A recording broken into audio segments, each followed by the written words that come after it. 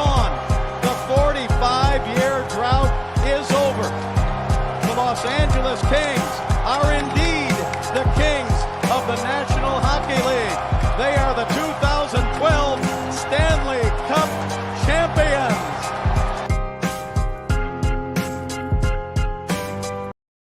What's going on, guys? Welcome to another post-game live here on Dime Dropper for the 2025-26 season. Live from Los Angeles, as always. Before we get started, you already know the drill. Make sure you subscribe and hit the notification bell for all things LA sports with a focus on LA basketball.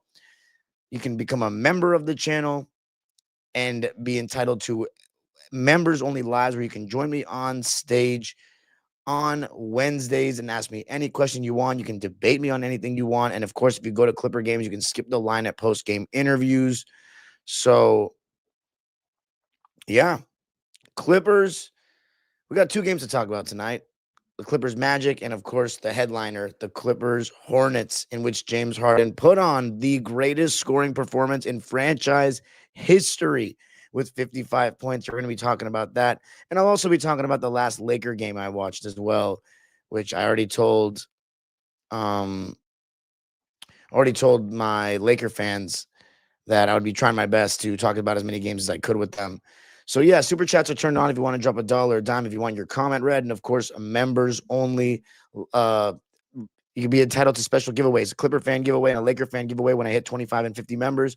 So very appreciated to support your boy. But let's get right into it. So the Orlando Magic game, I'm going to talk about this one briefly because I didn't cover it on this channel, only on Locked On. It was another James Harden carry job in the first quarter. A lot of guard-to-guard pick and rolls, trying to take people off the dribble in isolation. He had 11 points in the first quarter, but all I could think of was that we needed other guys to make shots. Like, what would we do without James? Because he's creating all the shots. He's basically a one-man show, and we don't really have that many shot creators with him. Now, against Orlando, Chris Paul got back into the fray. Actually, no, he got back into the fray against Philadelphia, but he played again against Orlando. And at one point, we had a total bench unit with James Harden playing in it in the first quarter. And after the first quarter, we were down 24-30 against Orlando. And then in the second quarter, Brook Lopez was rough to watch. There was one time where he pump faked, a guy flew by, and instead of attacking the closeout, he just still took the three with the guy right in his rear view. And then he got blown by Wendell Carter and missed a fadeaway over Jonathan Isaac airball. And then Chris Paul, he actually had a little bit of a revival for a second in this game. At first, he turned the ball over, one on an extra pass to Desmond Bane, which was super rare because you're just not used to seeing Chris Paul turn the ball over. And then there was another one where he got a rebound. Normally, he would just handle it. And instead, he looks to throw in a cross-court pass to Kobe Sanders, who wasn't even open, who was literally running into traffic, and he got to travel, which was so shocking to me because Chris Paul never is like not trusting in his handle. But we're seeing tendencies from him that we've never seen before in his career. But then after hitting a mid-range, he started feeling better. You could clearly tell.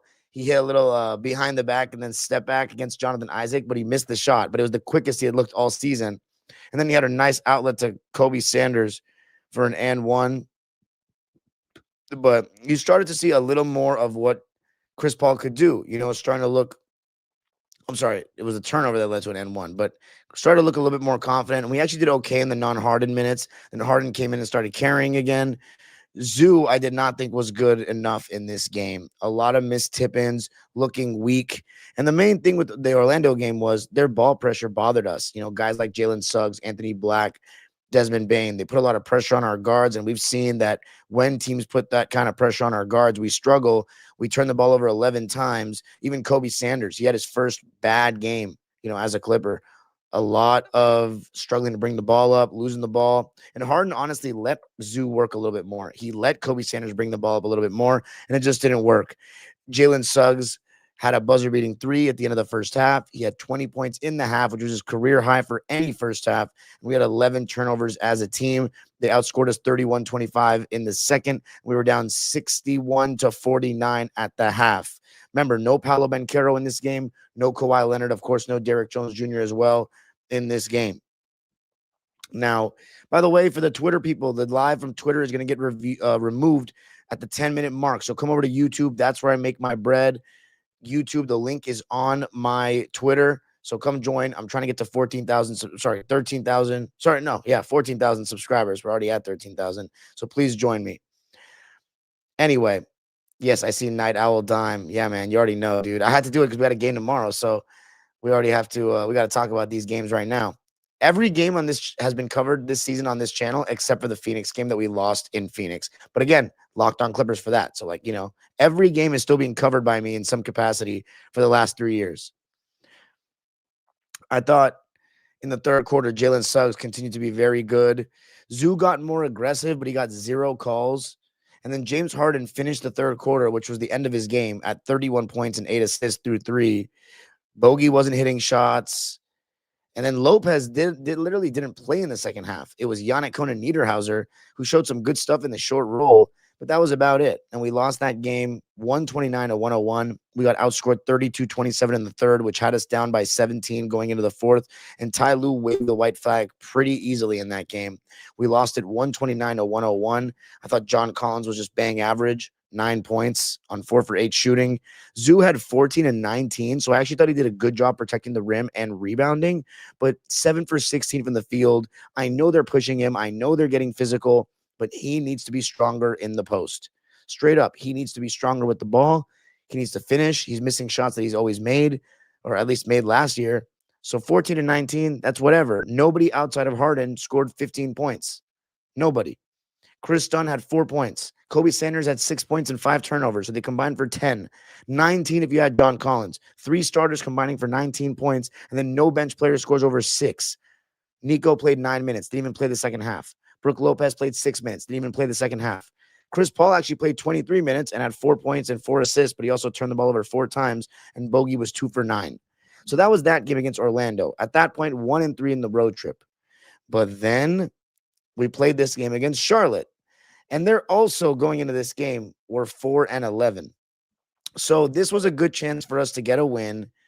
Of course, they actually got Brandon Miller back. Brandon Miller had only played the first 2 games of the season, and then he missed a bunch, and then he made his return in this game, had 21 points on 8 for 18 shooting, but was 2 for 10 from 3. Now, the thing about this one was the Charlotte Hornets actually came out pretty hot to start the game. They were up 13-8. We're 6 for 6 to begin. We had Zoo on Kalkbrenner, Chris Dunn on LaMelo, John Collins on Miles Bridges, James Harden on Bobby Miller, Brandon Miller and Kobe Sanders on Con Knuppel. And then they had LaMelo on Chris Dunn, Brandon Miller on James Harden, Kalkbrenner on Zoo, Miles Bridges on John Collins, and Knuppel on Kobe Sanders. Here's what I'll have to say. The Charlotte Hornets reminded me what a bad team looks like. Point of attack defense is trash. Their coaching doesn't seem great because their strategy was horrible. They just continuously let James Harden walk into floaters and mid-ranges and threes and drop coverage. The big never really adjusted. The only thing they adjusted to was in the second half. They started blitzing him at times in isolation, especially against LaMelo Ball. But they're just letting him walk into threes all game. There was something else they were doing that was really stupid to me. Oh, playing drop coverage against Chris Paul. Like, that's the one way you can get him going. It was, and then they didn't make their open shots. Like, I told on Locked On Clippers, I said this the other day. I said, I don't think we're playing very good defense, but I also feel like these teams are just hitting right now. And we're going to go through a stretch where teams cool down a bit in games that they play us, and we'll shoot better from three. Kind of like just the law of averages working out in our favor. And we don't have a great three-point shooting team. Of course, we lost Norman Powell, and without Kawhi Leonard, that hurts our three-point shooting, but teams are going to cool down. And in this game, we finally got that. The Hornets shot 48% from the field. We shot 51%. The Hornets shot 31% from three. We shot 44%. Hallelujah. We finally shot better than a team from three and shot very well from three. And let me tell you, 10 of those 19 threes came from the man of the hour himself, James Harden, who got going right away. And by the way, just to finish off on the statistical stuff, in terms of team, 88% from the free throw line for Charlotte, 83% for us. That was the one category they actually outdid us in, but nothing else stands out really. I think the thing that stands out for me most is we shot 44% from three. We out-rebounded them by 3. We had 6 more assists, 3 more steals.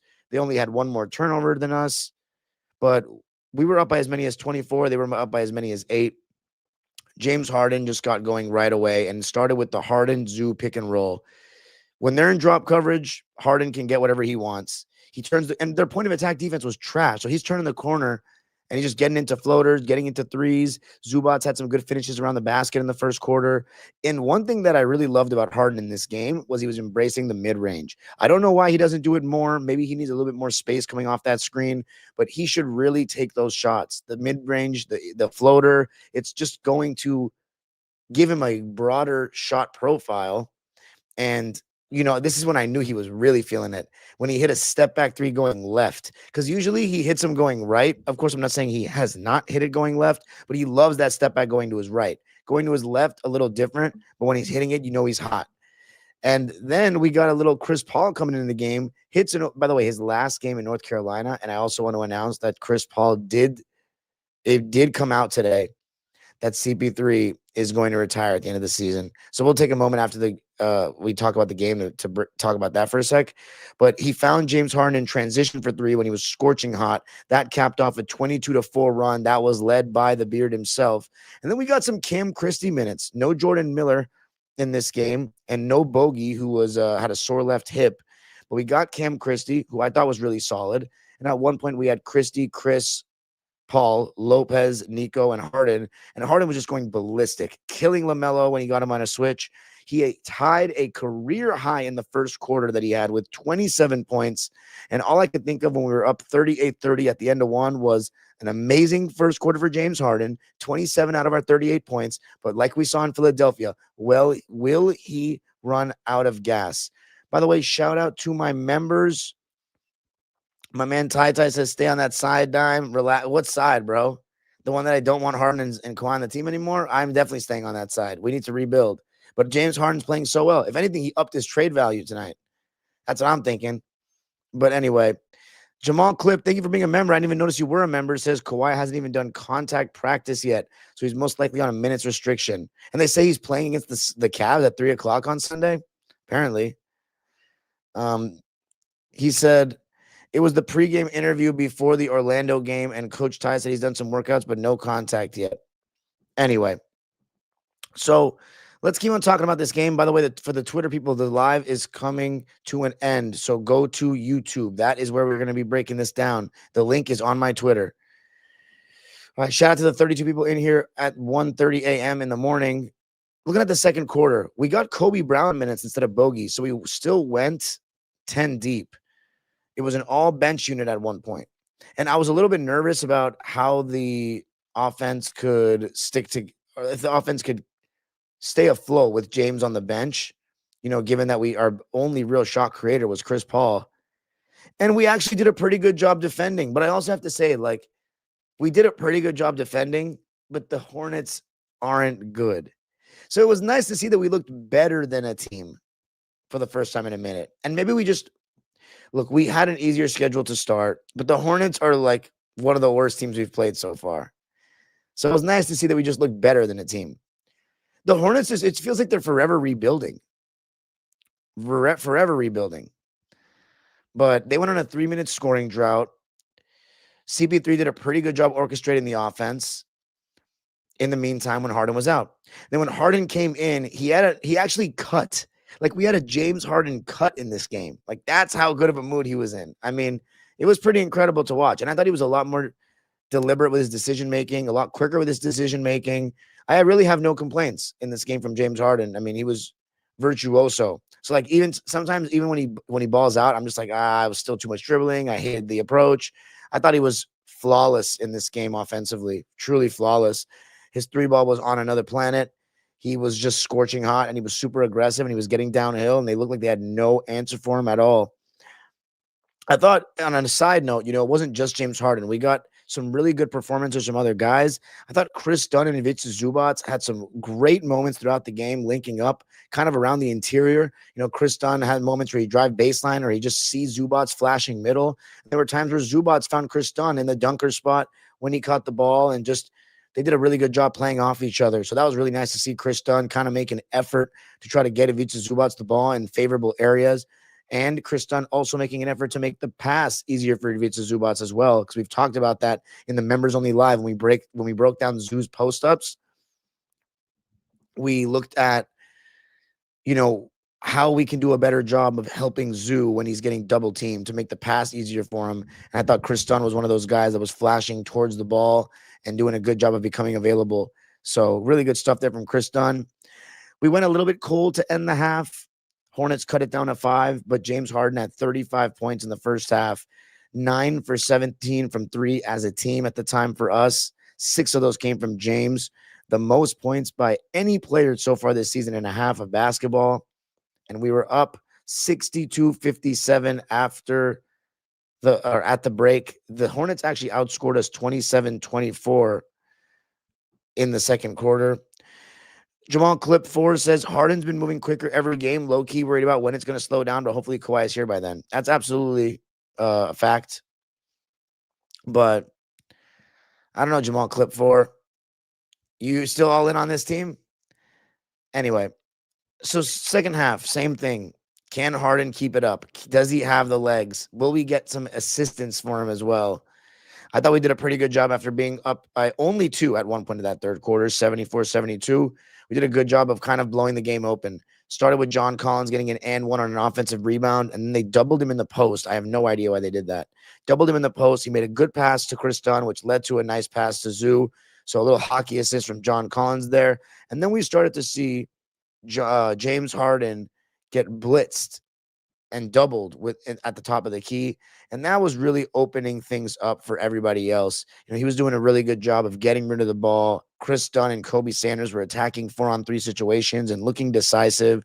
And it just shows you when a team is in that predicament with James Harden and he's drawing that much attention, it really opens things up for these players who are lesser offensive players and oftentimes need somebody to create an advantage for them. And that's what James Harden does very well. So we went on a 19-4 run, capped off by a Harden 4-point play in that third quarter, which was his second of the game. And then I also thought we got some good stuff from Cam Christie, who was working hard on both ends, finishing around the basket, playing good defense. And speaking of playing good defense, I loved what I saw from Kobe Sanders. He's a pretty tall guy, so he doesn't really get bullied like that. He's got long arms. He does a good job contesting shots. He's active. He gets his hands on the ball, gets to 50-50s. So he doesn't feel like a rookie on defense. He's got very good size and pretty good fundamentally in the sense that he contests shots. He seems to know where to be. So love what I'm seeing so far from Kobe Sanders. 43 points through 3 quarters for James Harden. We outscored the Hornets 34-25 in the third, which made me very comfortable going into the fourth, and it was kind of cruise control in the fourth. And my biggest takeaway was that this is a bad team. They can't rebound. They're playing drop coverage versus Chris Paul, which was leading to wide open Brook Lopez pick and pop threes. And James Harden, I don't know. Their strategy was to let him cook. It didn't work. And they just couldn't make shots. So it finally felt like we were playing against a bad team. As I said, Kobe Sanders made some decent plays, capped off by the lob to John Collins after a steal that he had. And then Lopez hit some big threes. And I thought Chris Dunn did some good things finishing off of James Harden's advantages. But the story of the night, James Harden with 55 points, the most points of any Clipper ever, including Bob McAdoo with Buffalo. We literally witnessed history today, Clipper Nation. The most points ever by a Clipper, James Harden. I can't believe I'm even saying those words. Like, it's still crazy that James Harden is on the Clippers and that he's doing all these things for us. It's wild, especially for me who could not stand his game. Still can't, but I'm appreciative of what the work that he's putting in and how well he's playing for us, especially with Kawhi out. You honestly somewhat feel sorry for the guy because you feel like he really should be in a position where he can contend at a little bit of a higher level than this, just being 5-11 so far this season. But there is a lot of season left, but amazing performance, especially with what he's doing at his age and how well he shot the ball in this game. So let's talk about, I can't believe it. Most points in franchise history. He's really, most triple doubles in franchise history and now the highest scoring game in franchise history. He's doing some historical things for our franchise, kind of building his case as a Clipper, like building his resume up as a Clipper. So we'll see after this season where people want to rank him as a Clipper, but he's definitely creeping into some interesting waters. Anyway, let's talk about the lines, right? Let's talk about the lines for this game. Charlotte. I mean, they had some guys play. Mason Plumlee played 12 minutes and had a donut and 3 rebounds. Actually, no, I think he had 6 rebounds. Yeah, 6 rebounds, a donut. He was sagging off so much on James Harden coming off the screens, just inviting him to shoot. It was pretty comical. Kalkbrenner got injured in this game, so I hope he's okay.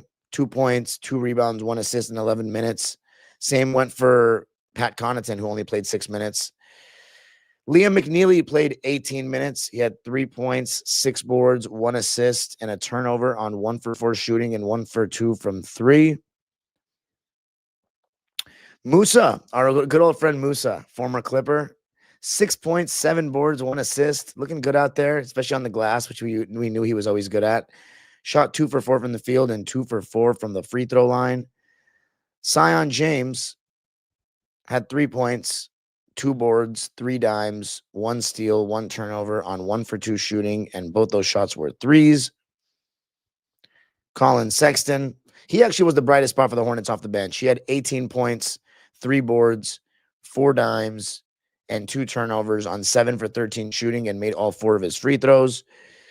As far as the other 4 starters for the Hornets, Brandon Miller, I talked about 21 points on 8 for 18 shooting, but was just 2 for 10 from deep. Miles Bridges had 19 points, 3 rebounds, 2 assists, and 1 block. No turnovers on 5 for 12 shooting, 0 for 2 from 3, and 9 for 10 from the free throw line. Con Knuppel, he's been off to a great start so far in his rookie season. He's a really great shooter in movement and off the catch. 26 points, a rebound, an assist, a steal, and 2 turnovers on 9 for 12 shooting, 6 for 9 from 3, and 2 for 2 from the free throw line.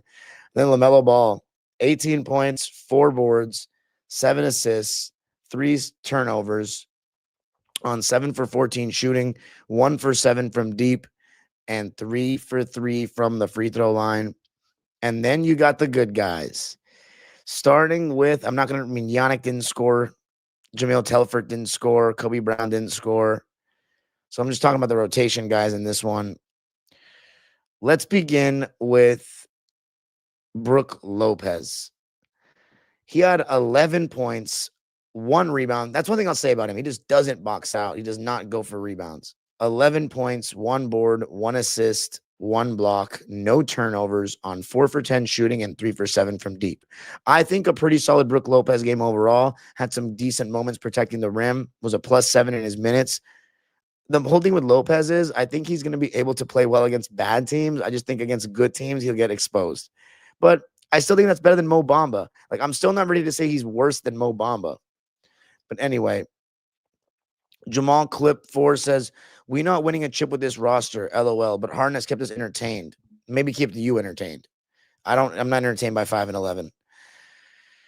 Harden, top 10 Clipper for me already. Kind of hard to diminish him when he plays every day after having to deal with Kawhi and PG, and he's already broke 2 franchise records in the same season. You know what? James Harden, top 10 Clipper? Let me know in the comment section, Clipper Nation. Maybe. I mean, that's crazy to think about, but we'd have to write it down.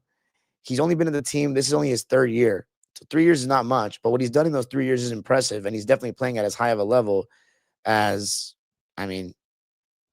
very few Clippers ever have. So let me know in the comment section, Clipper Nation. I don't care about the locked on comment section. There's a bunch of stands over there, and they're just really brain dead.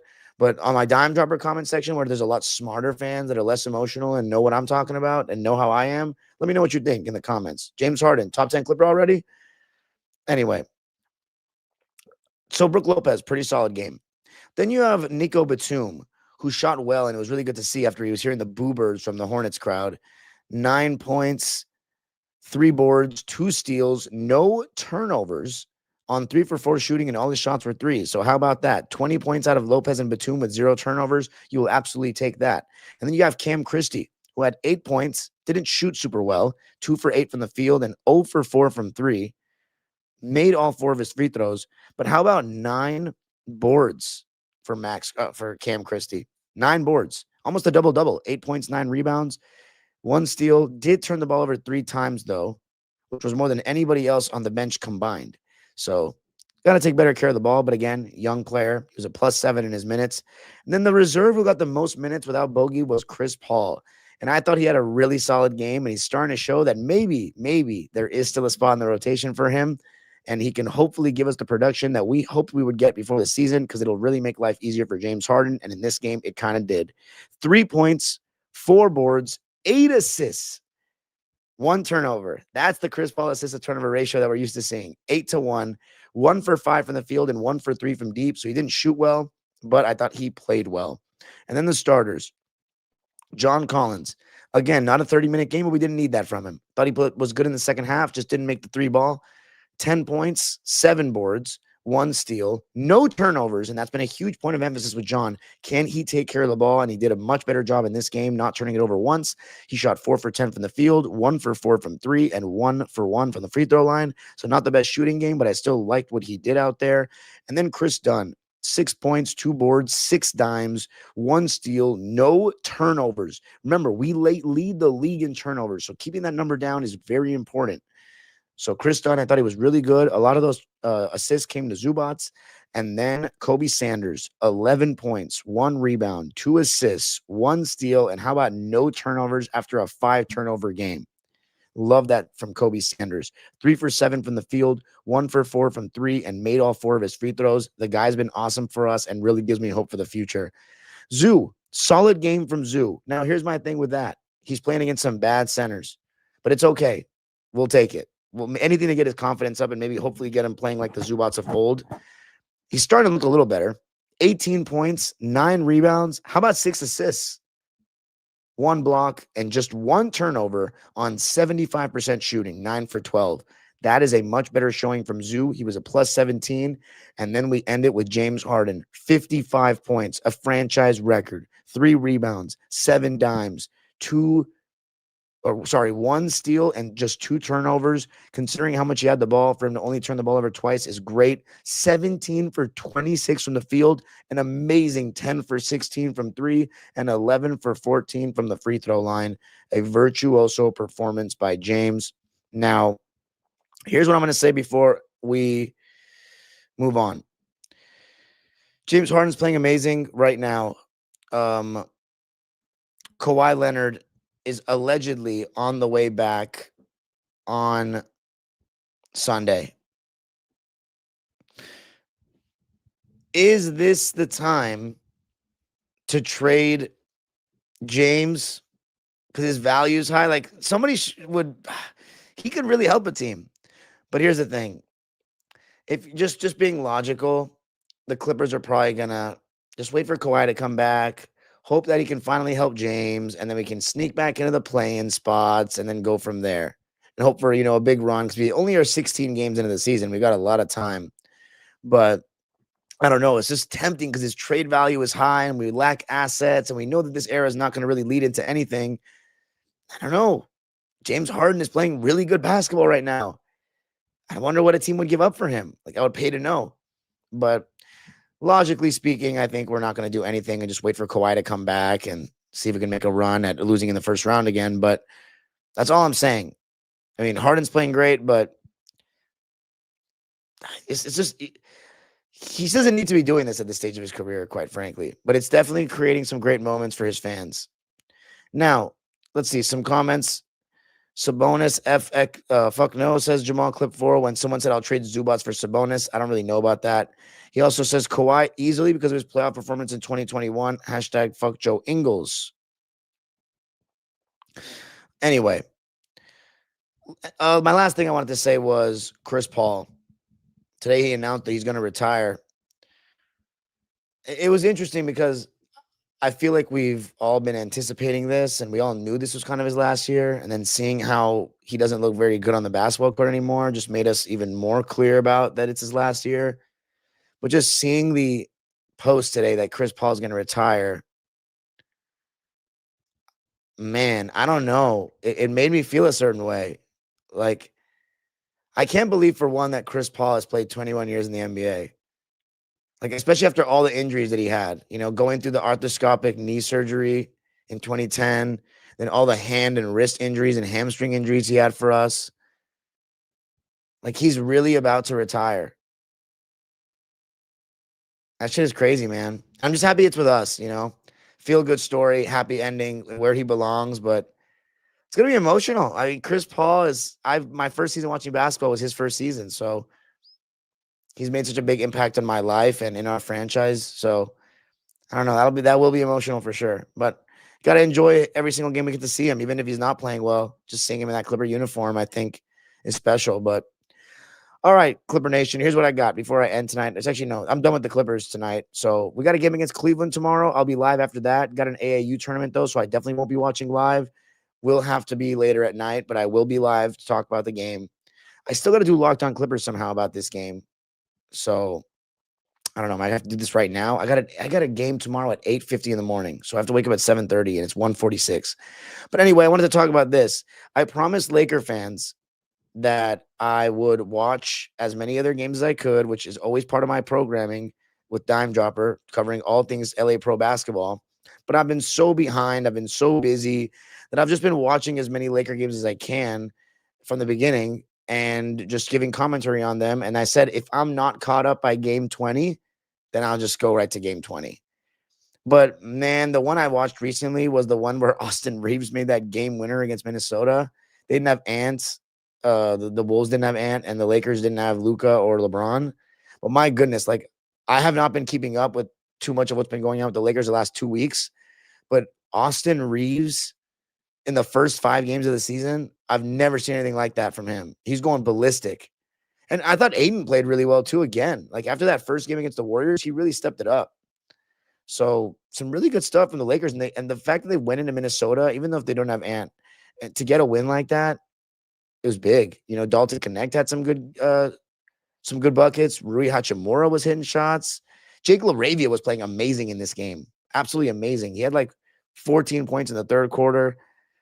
But Reeves in the pick and roll, it's literally James Harden ball for Austin Reeves. Like he was straight up just every single time down pick and roll. And he and Aiden are developing some really good synergy in that pick and roll, especially when teams are in drop coverage. He just hits him with that pocket pass, and Aiden hits that little push off on the foul line.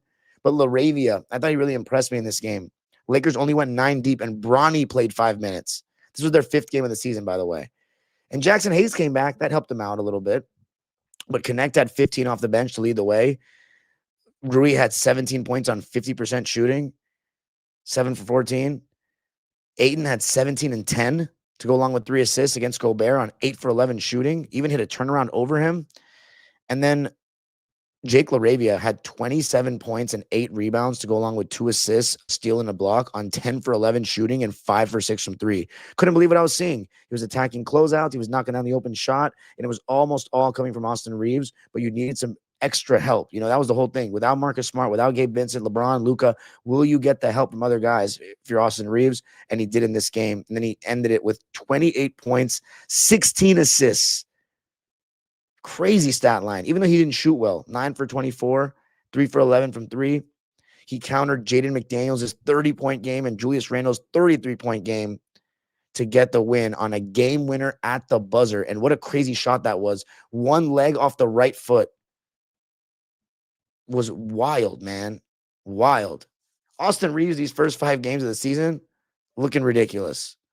So that's what I have to say about that. Very impressive start of the season in those first 5 games for the Lakers, just given that they're missing guys, that they won against Minnesota without LeBron. Luka went crazy with 49, and then Austin Reeves beating Sacramento with the 51-point performance, and then doing that game-winning shot. I mean, wow. So am I going to catch up to the Lakers by game 20? Probably not. But hey, that's the first 5 games of the Lakers season, all covered for you right here on Dime Dropper. So that's it for me in this one, guys. Tomorrow we're going to be talking Clippers and Cavs.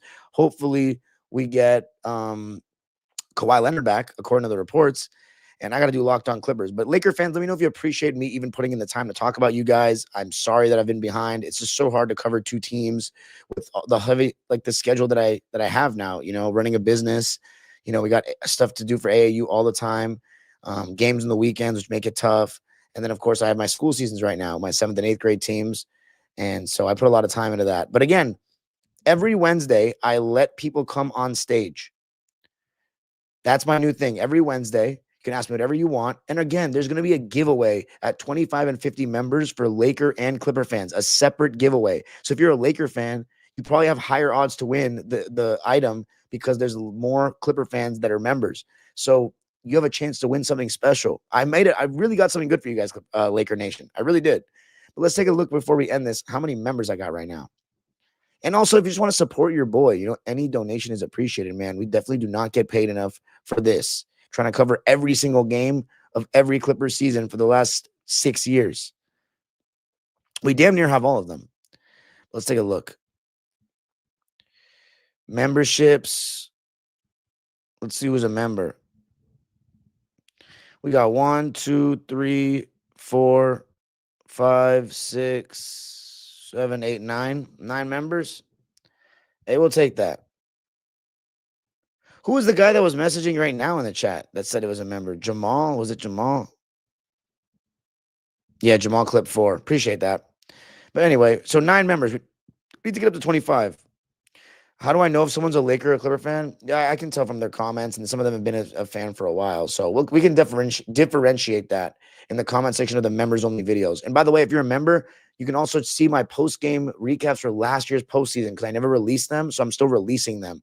I've filmed them, but I'm still releasing them over time. So they're all there on the members-only tab because I don't want any season that I do Dime Dropper to not have the story of the playoffs told. So it's a vow and duty I made to myself. Appreciate you all. Good night, Los Angeles. We'll talk tomorrow. Go Clips. Shout out to James Harden. Amazing performance. Trade value, though.